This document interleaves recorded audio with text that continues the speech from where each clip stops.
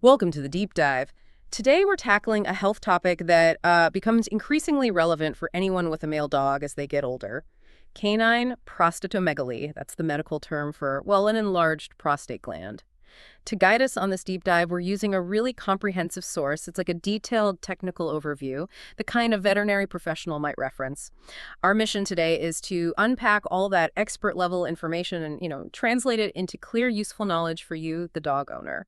We want to understand what causes an enlarged prostate in dogs, what signs you might see, how vets figure out exactly what's going on, and what the options are for treatment. And this really is valuable information because, like you said, it's a pretty common condition, especially in middle-aged and older male dogs.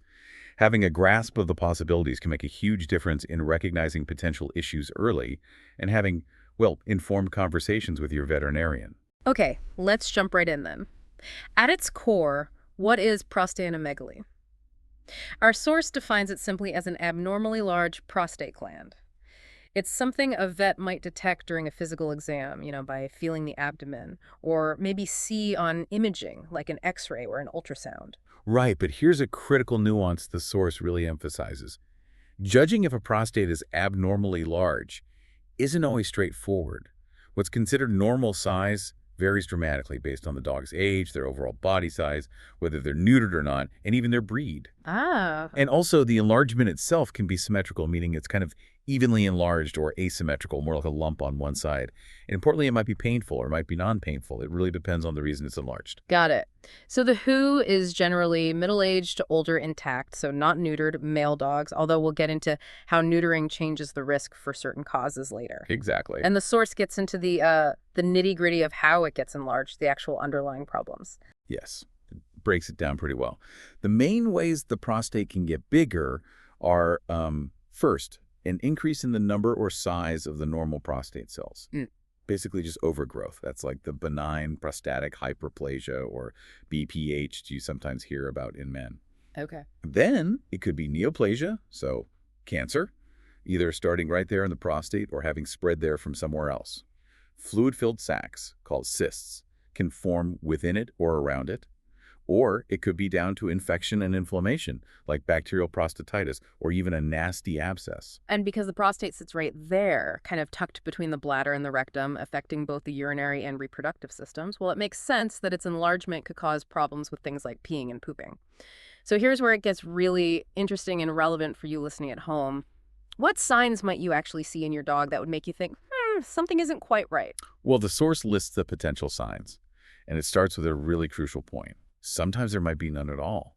Some dogs are completely asymptomatic, meaning they show absolutely no outward signs.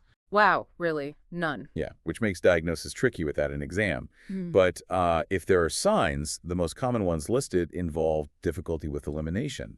So straining to defecate, that's because the enlarged prostate can press on the colon. Right, physically pressing. Exactly.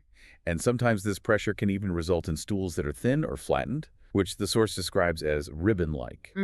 You might also see signs related to urination, like difficulty peeing that's dysuria, or in more severe cases, partial or even complete blockage of the urethra, making it hard or impossible to go. That asymptomatic possibility really drives home why those regular vet checkups are so important, even if your dog seems perfectly fine on the surface. Now, we've touched on the different types of issues that can make the prostate big, like overgrowth, infection, or cancer. The source makes it very clear that prostatomegaly isn't just one single disease, is it? It's more like a symptom of several distinct underlying causes. That's absolutely right. The veterinary guide lists quite a few specific conditions. The most common by far, especially in intact male dogs, is benign prostatic hyperplasia, BPH, that non-cancerous overgrowth we mentioned. Other causes include something called squamous metaplasia, which is another non-cancerous change. Okay. Then you've got the potential for cancer, things like adenocarcinoma, transitional cell carcinoma, and sarcoma, or even cancer that is spread from elsewhere in the body, that's metastatic neoplasia. We also have infections, acute bacterial prostatitis, which is a sudden, sometimes quite severe infection. There's also prostatic abscess, which is basically a pocket of pus developing, and chronic bacterial prostatitis, more of a longer-term grumbling infection. And finally, there are prostatic cysts, those fluid-filled sacs. That's quite a list indeed. And the source highlights a really fascinating twist related to neutering. It says castration significantly lowers the risk of BPH and bacterial prostatitis. which, makes sense since those are often hormone influenced or related to the anatomy of intact males. But then it notes that the risk of adenocarcinoma, a specific type of prostate cancer, may actually be increased in castrated dogs, potentially threefold. That seems, well, counterintuitive. It really does, doesn't it? And the source doesn't fully explain the mechanism, the why, behind that adenocarcinoma risk difference. But it's a critical distinction. While removing the testes gets rid of the main hormones driving BPH and makes bacterial infection less likely, it seems to change the prostatic environment in a way that, for this particular cancer type, maybe increases susceptibility. Huh. It really highlights that even neutered dogs can develop serious prostate issues, though the most common causes are different depending on whether they're intact or neutered. It's a really important piece of information from the source for owners of both intact and neutered males to be aware of. Absolutely. So if you or your vet suspects an enlarged prostate, maybe based on signs or a physical exam, how do they actually zero in on which of those causes is the culprit? This is where the detective work comes in, right? Exactly. The source provides a kind of guide to help vets differentiate based on how each condition typically presents itself. For instance, benign prostatic hyperplasia, BPH, usually feels like a non-painful symmetrical enlargement, and importantly, you'd really only expect to see it in an intact dog. Okay, non-painful, symmetrical, intact dog. Got it. Cancer, on the other hand, often presents as a painful, non-symmetric enlargement, maybe feeling like a lump.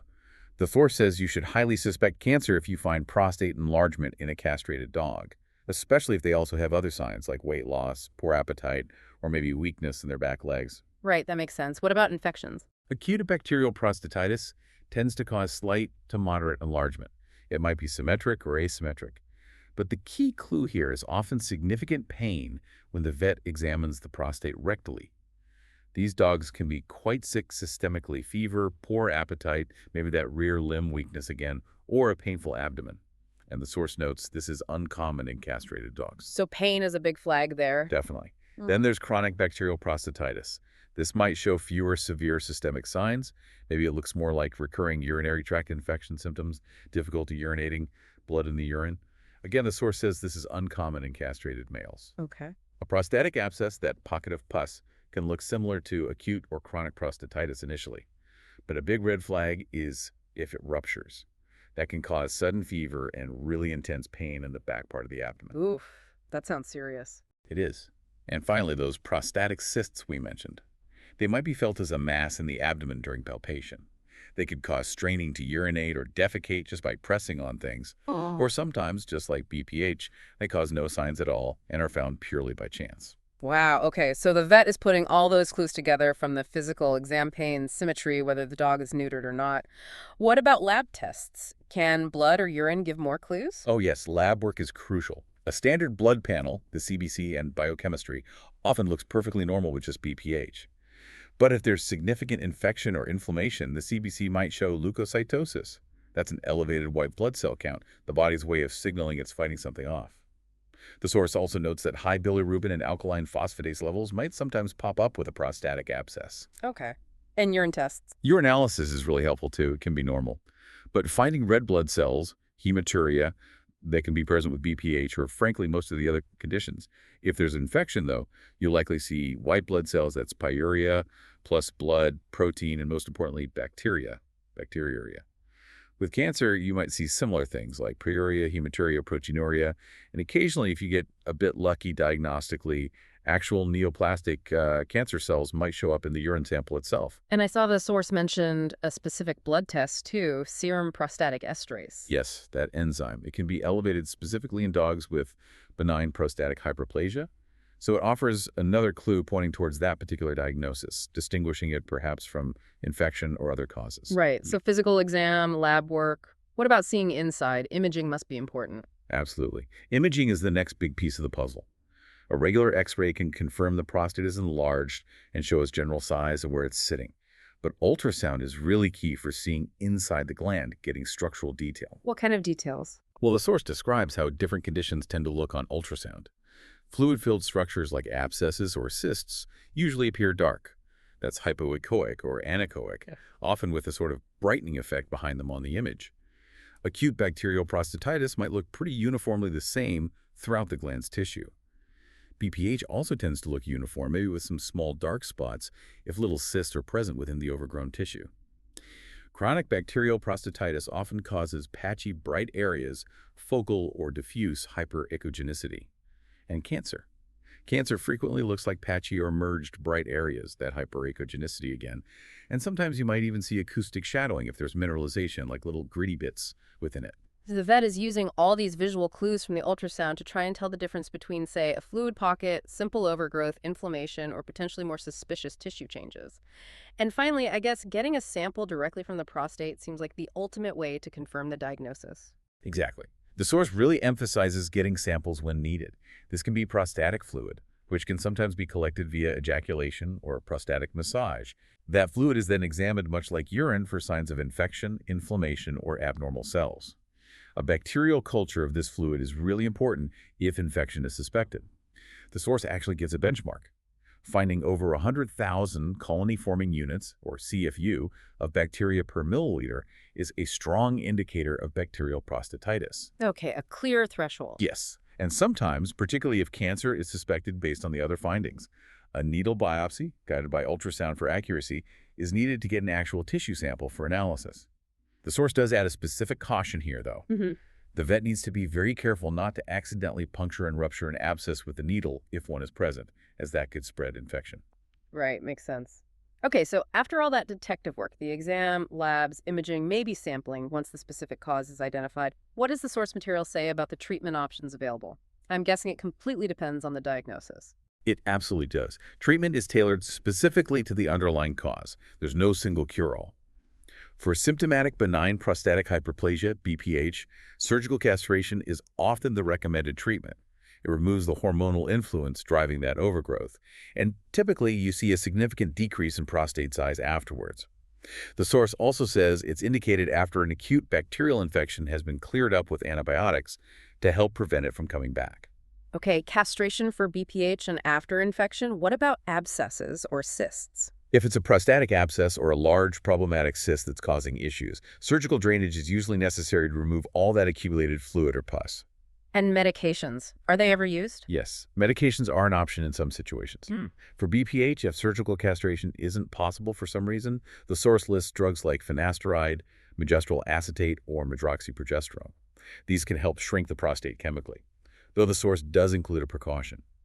Long-term use of megestrol or medroxyprogesterone carries a risk of causing diabetes mellitus.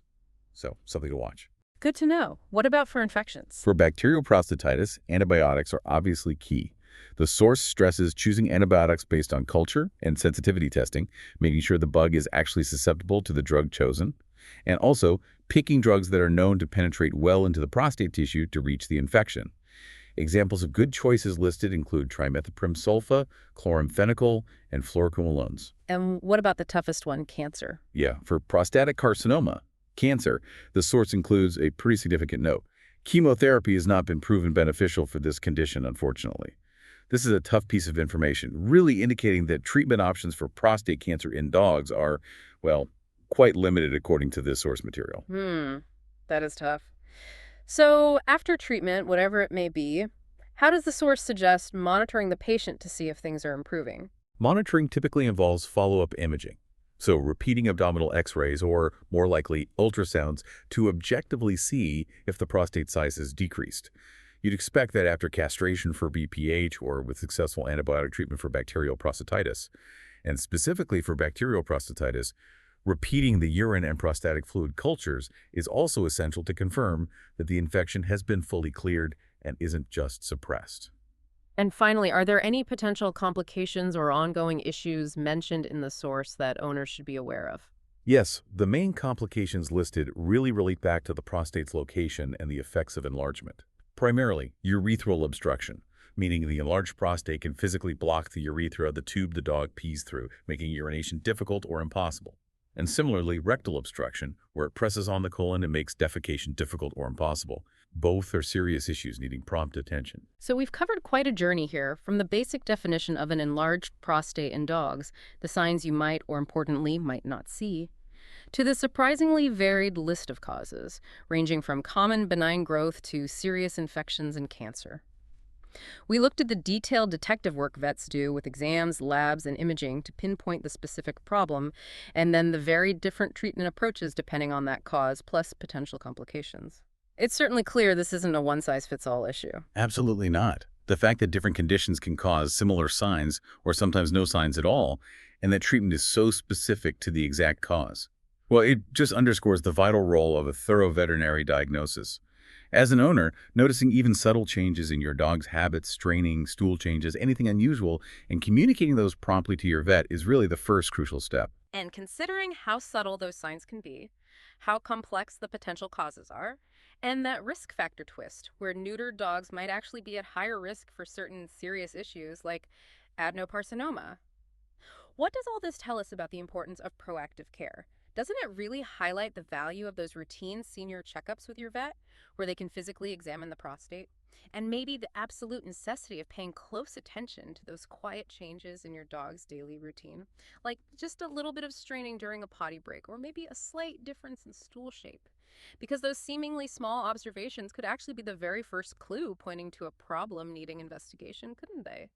Thank you for joining us for this deep dive into canine prostatomegaly. We hope this look into the source material provides some valuable context for understanding this common condition, and hopefully supports you in advocating effectively for your dog's health alongside your veterinarian.